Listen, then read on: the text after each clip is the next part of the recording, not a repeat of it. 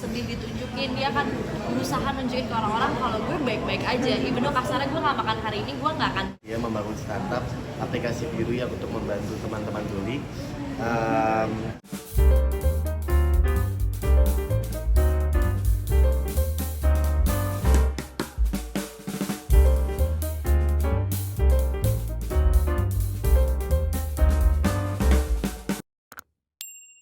Bisa dijelaskan nih dalam proyek yang sekarang video jurnal series Can You Hear Me, perannya seperti apa, terus tantangannya juga seperti apa dalam series ini? Ya, aku satu dari ini berperan sebagai Mutia. Mutia tuh cewek yang cukup keras kepala, idealisnya tinggi, dia tahu apa yang dia mau. Kadang dia mengabaikan kata-kata orang demi mencapai apa yang dia mau gitu. Dan dia bukan tipikal cewek-cewek lembek gitu yang kalau sedih ditunjukin, dia kan berusaha nunjukin ke orang-orang kalau gue baik-baik aja. Even though kasarnya gue nggak makan hari ini, gue nggak akan ngatain ke orang-orang gue lapar. Gue kayak, nah gue udah kenyang aja kayak gitu sih. Dan sebenarnya dia sangat mencintai adiknya, dia juga sangat mencintai Dimas. Tapi mungkin kadang takdir berkata lain kalau soal pasangan ya gitu. Sama sendiri gimana? Ya, kalau aku di sini berperan sebagai Dimas. Dimas ini yang membantu untuk mewujudkan mimpinya Mutia membangun startup aplikasi biru yang untuk membantu teman-teman tuli. Dia ini ada di keseharian keras kepalanya Mutia. Alhasil juga kena sendiri atas keras kepalanya karena nanti ceritanya akan semakin intens dan dramanya semakin tinggi karena ada orang. Pokoknya kalau bisa dilihat dalam hubungan ini tuh kayak dia tuh perfect boyfriend banget yang diidam-idamkan. Perempuan tuh yang ngikutin ceweknya mau apa, lu mau pergi ke sini, ayo kita ke sini, lu mau makan ini, ayo kita makan ini, yang nggak ada kata nggak bisa nolak gitu loh buat pacarnya, yaitu Dimas gitu. Tadi kan membuat aplikasi untuk disabilitas tuli ya. Tuli. Nah, berarti berkomunikasi langsung juga dengan para tuli. Betul. Nah, itu tantangannya gimana? Kan mungkin agak sulit ya. Awalnya sih kita deg-degan banget ya karena kita bingung, tapi karena awalnya kita reading kita belajar, tapi semakin kesini waktunya kita belajar, kita tuh udah tidak menggunakan skrip, jadi kita lebih sering ngobrol. Karena menurut kita sebagai case sangat efektif, cara belajar kita adalah ngobrol. Semakin kita ngobrol, semakin kita tahu bagaimana mereka bereaksi, bagaimana kita harus bereaksi, bagaimana kata-kata yang digunakan gitu. Karena memang sangat tricky. Kita belajar bahasa isyarat cuma sebulan dan ada beberapa bahasa isyarat yang mirip gitu. Misalnya kayak ini juga gitu, ini sama ini tuh sama. Jadi kita tuh kayak harus ngobrol supaya kita tahu apa bedanya sama gitu. Ini kan peran kalian ini sebagai pasangan ya, gimana sih cara mendalami chemistry? Kebetulan kita udah kenal untuk beberapa tahun ya, sekitar 6 tahun yang lalu juga sempat main bareng juga, jalan bareng.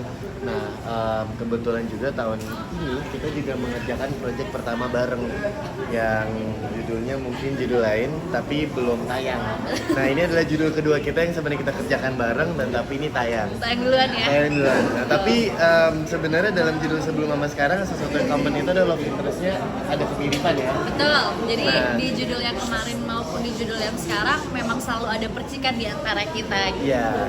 Dan ya memang Salsa juga orang yang terbuka dan asik diajak ngobrol ya. Jadi kita memang sering aja ngobrol dan diskusi bareng gitu. Ya kurang lebih Salsa sama Dava Dunia Asli mirip lah sama Mutia apa Dimas. Gue yang ngomel-ngomel mulu, dia kayak sisa apa sih? Bener kan? Gue yang katanya Dava lo nggak gini. Iya ya udah. Aduh.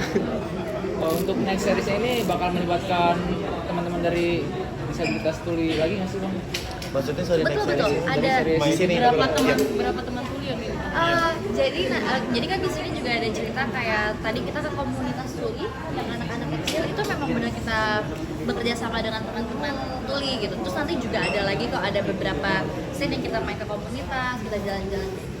Dan jadi Pak Agam itu jadi bapaknya Mutia kecil, Sifat kecil itu tuh bener Mutia kecil itu juga bener tuli disabilitas beneran, jadi bukan memakai aktor yang bukan tuli tapi memang juga orang tuli juga. Iya, Pak Rama pun yang menjadi bapak saya itu adalah mentor kita juga, jadi pas kita belajar kita pun belajar bersama.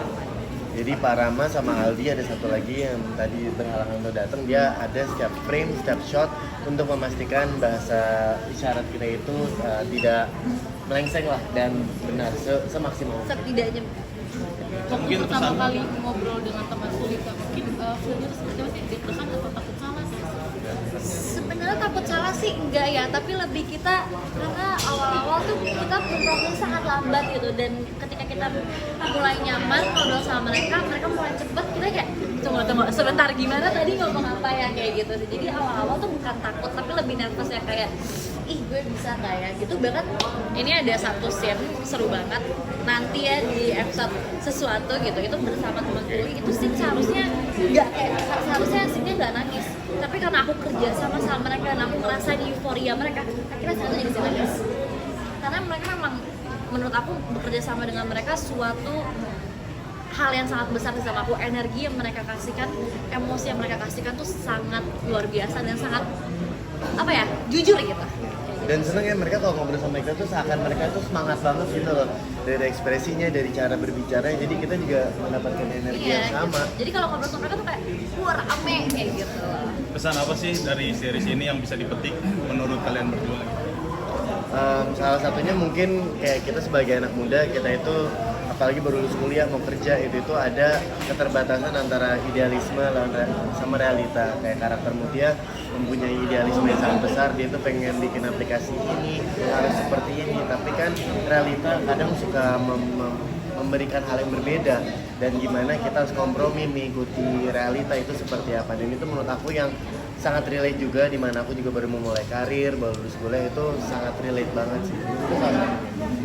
Dan ya mungkin banyak banget yang bisa kita petik di episode 7, udah dituliskan, udah dibilangin jangan sampai ngebedain orang ngerendahin kita, dan yang pasti jangan pernah pandang orang sebelah mata sih kayak gitu.